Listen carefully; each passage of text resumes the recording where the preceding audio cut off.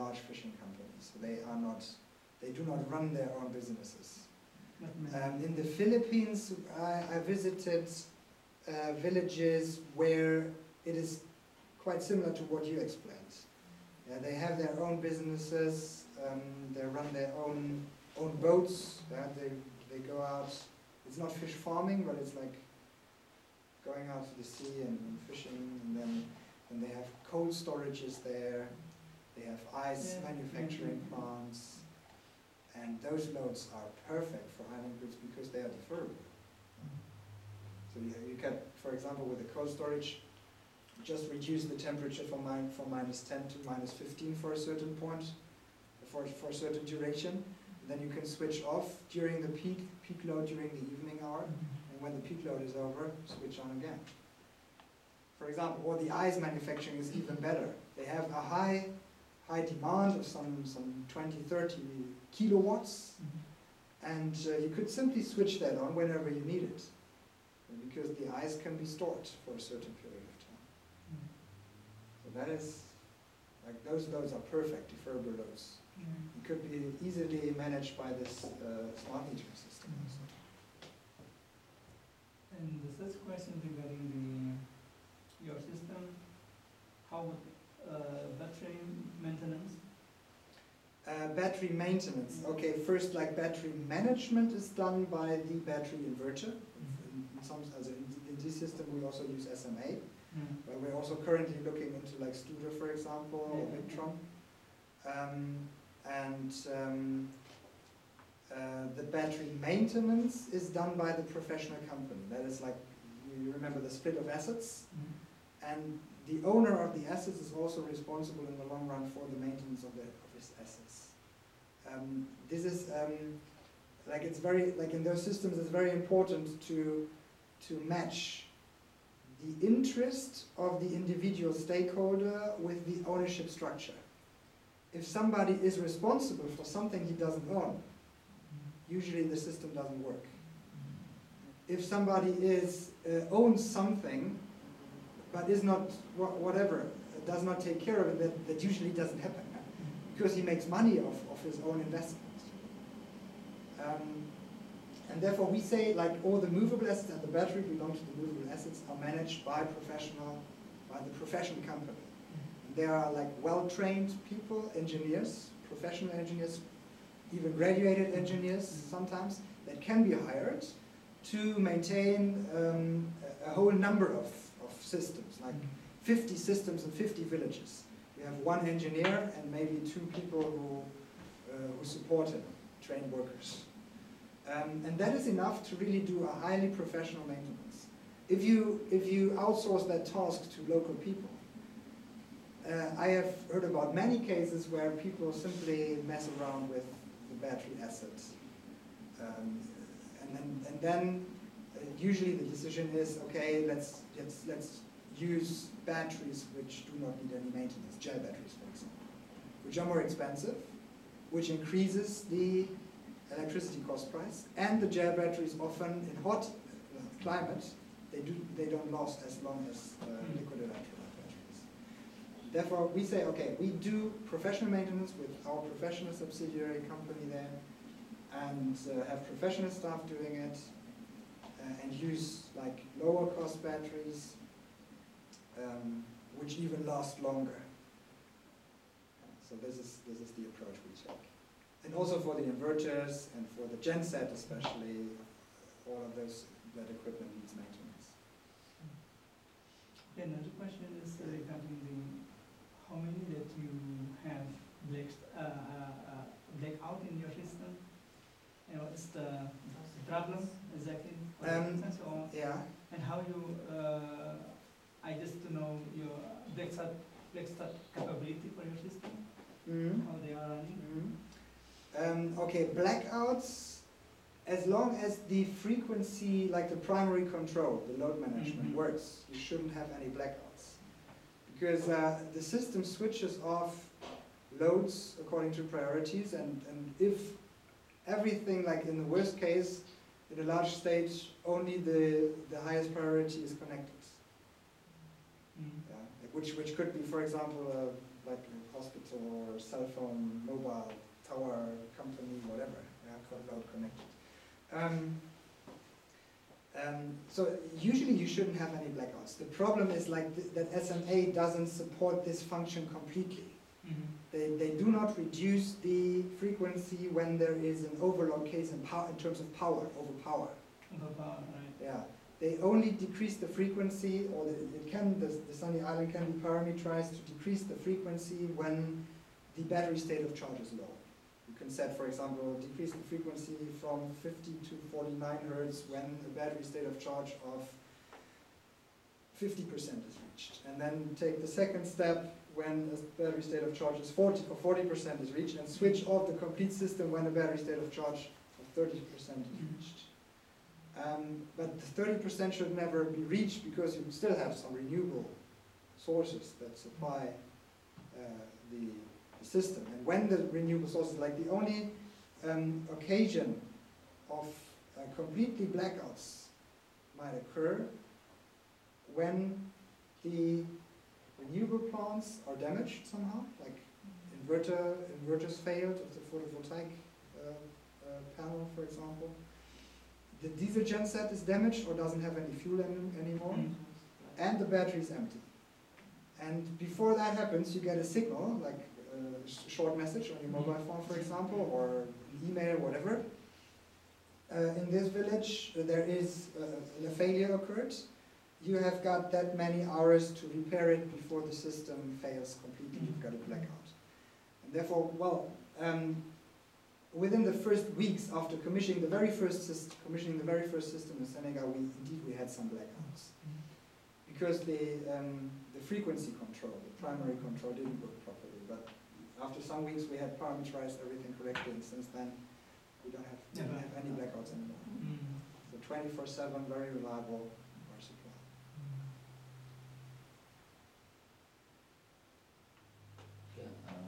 Nico, as your experience, is there any problem with permission from local government or something like that? Permission required, Yeah. you say. Yeah, unfortunately, there is. In all countries I know, you have to get permissions from usually from the electrification authority and from the regulatory authority. And in your regulatory framework, it's probably the national utility. And if the national utility doesn't know, they probably get back to the energy ministry. And maybe you have to have a second application with the regulatory authority regarding your tariffs. And the major problem for Indonesia, it will probably be to get a cost-covering tariff, like a profitable tariff. Because in many countries that I know, governments like to see uniform tariffs throughout the country. And even in island grids, you're not allowed to charge higher tariffs than in the national grid. Do you know what it's like in Indonesia? Like if you say like the utility is supportive of in terms of private sector approaches? Yes, I know. There's another permission which we have just like micro hydro system. So because if we use the resource, because the resource is belonging to government, there is okay. It's like water and there's another permission. Hydropower is a special aspect. That is right. Yeah, because there are also water conflict. Yeah, normally this water. Right. For water irrigation. or maybe for Right, irrigation. exactly. That's why they have maybe Yeah. permissions. Yeah, hydro. If you want to use micro hydro, there are a lot of permissions. Usually. Yeah, because we have to choose. And Irrigation, for example. Right. And the wind, I think in Indonesia is Free still. very small, Yeah. Small. Depend on the location. Yeah, very small. So the solar cell maybe only the. Yeah, that would probably for implementation that would be probably the easiest. Yeah. Yeah. And usually if you set up pilot project, you get a waiver, like to set up the pilot project, like an exemption license. But if you want to scale up the whole approach to make it profitable, and usually these approaches are only profitable if you have a number of 30, 50, 100 villages, depending on the size of the village. Then you need to go through all of the regulatory framework, get all the licenses for distribution, for production of electricity, for sales of electricity. Yeah, and that is usually a challenge, and that is where most of the transaction costs I have formerly shown in the first presentation. I showed the transaction costs involved. That is where the transaction costs come from, licenses. Yeah. Because my ex-students, he is now a manager area at some province in Sumatra, and they told to me, Ecopis, we want to make some project for the electrification for rural area. So I see that there are a lot of potential there, and also the national grid have problem to extend the grid. This is problem, and they have to achieve the number of electrification actually. So I think that's why I said that national grid is very open to discuss about it. They have opportunity actually. The problem is how to indicate, how to help the national company to know the potential renewable energy at the local area. Why do you think they have to know if it's a private company implementing the whole thing? Yeah, maybe they want to.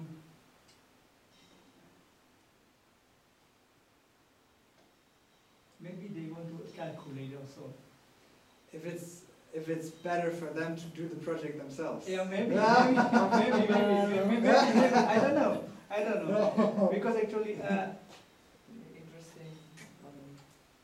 Yeah, maybe they want to calculate, or maybe they want to open to offer this to the company. I don't know. We just see the positive things. Okay, well, at the end, you usually do a renewable energy survey for each and every site individually. There are, of course, some costs involved. And if a private company takes this effort and evaluates the renewable energy potential, and it's not only the renewable energy potential, but on the other side also the demand potential. And both of them has to be matched. And then you go into, for example, homework simulation programs and optimize the plant, and then you can get electricity cost price, you can optimize your profitability, doing some changes in the technological setup. But I don't think that a private company would give that to a national utility for free. Maybe for decision-making processes about tariff size, like how large the tariff is supposed to be. And especially for these like introductory costs, like survey of renewable energy available, evaluation of local demands, but also all these things of negotiation with authorities, with the ministries, with the national utility. Feasibility study. The whole feasibility study, usually that, like from my point of view, that should not be covered by the private sector. Like at the moment, it is still the private sector who has to cover that in most of the countries. But I think that this should be done by any like public institution, or any public institution paying the private sector or supporting the private sector financially to perform this kind of feasibility study. So this is the main hurdle I can see at the moment. Like two main hurdles: transaction costs and tariffs. Those two main hurdles are there in the micro utility sector at the moment.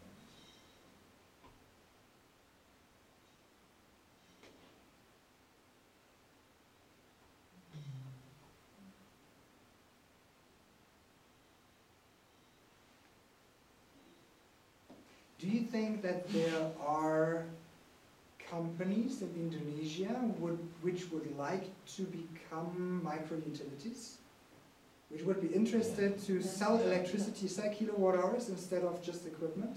I heard about the micro later on. Yeah. And there are already. Yeah. There are already. Okay. And in the solar sector? The solar sector only. There are not yet, but do you think you have companies there which would be interested in getting into that, like venturing into that area? Alexander, you've probably already connections, huh? You've already got connections. Eco 2 Listrik Alam company, they interesting to renting the power by. Yeah, we are on the very beginning to have contact with companies. Okay. But I think this could be possible because maybe we will go around and make presentation in different parts, and so there would be possibilities to invite them and to make some events. But that leads to the question: what could be the next steps? What to develop the system? So, what would you recommend, Nico? Well, the best next step would be really to convince ADB to send somebody, for example, me out or another consultant to really evaluate the potential of this micro-utility sector in Indonesia, and to develop a model which would be adjusted to the Indonesian framework. And once we've got that model, we could approach companies which would be interested in becoming micro-utilities. Or maybe we could do that within the scope of the adjustment of the model. Of course, companies also have to contribute one way or the other in terms of to this setup of this model, because the model, of course, has to be adjusted to the capabilities of the companies also. So that will be the next step. And once we've got an adjusted model, which is already discussed with the major players, with the national utility, with maybe the energy ministry, then we could really take a step and involve companies and say, okay, now let's put a pilot project on the ground and make it happen in one area or whatever, which has got potential for growth. Not only the village itself, but also growth in terms of replication in other villages. So that would be the second step, actually. But the first step is really we need to adjust the model. If we don't have an adjusted model, we don't need any pilot projects.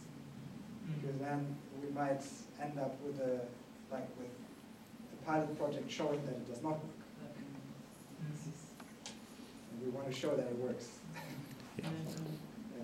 And you are on the way to develop this with Asian Development Bank also. Yeah, well, I got first, when I was in the Philippines, the people from ADB, they asked me if I would be interested in going to Indonesia also and replicating the model there, and they would do support this in a similar way compared to what we're currently doing in the Philippines.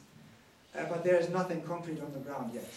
So, but actually, this is always quite a long process with ADB to really convince them and make it happen.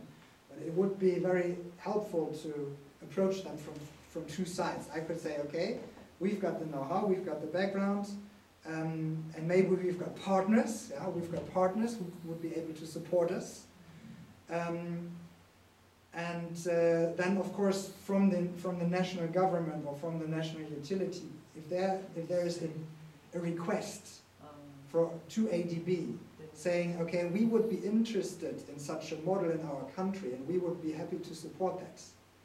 Then ADB then everything's quick. Then everything's quick. But ADB first checks if all the stakeholders which could potentially be involved would support such an approach. That is something maybe you could support the whole movement also, and maybe have you got good contacts to the national utility? You probably have, huh? You work together with them. Minister of Energy. Sorry? To the Minister of Energy. Directly. Okay, so you take it top down. yeah, the connection. high contact. Yeah. So if we could get an official request from there to ADB, then everything could be quick. And then I could channel that within ADB, like to make sure that it gets to the right people straight away. Interesting. Interesting, that's the Yeah. finding normally issue. Yeah, yeah. So and then like it's not large amounts of money. It's just some It's around. yeah how much? some $40,000 in that. Mm. But that is enough to really analyze everything thoroughly. As a sample, Yeah, right. grow Right. later, yeah. Exactly. And maybe we could say, okay, there's an expert from Germany coming, and like your university might support that from a local scientific point of view. Normally take how long in average is the time?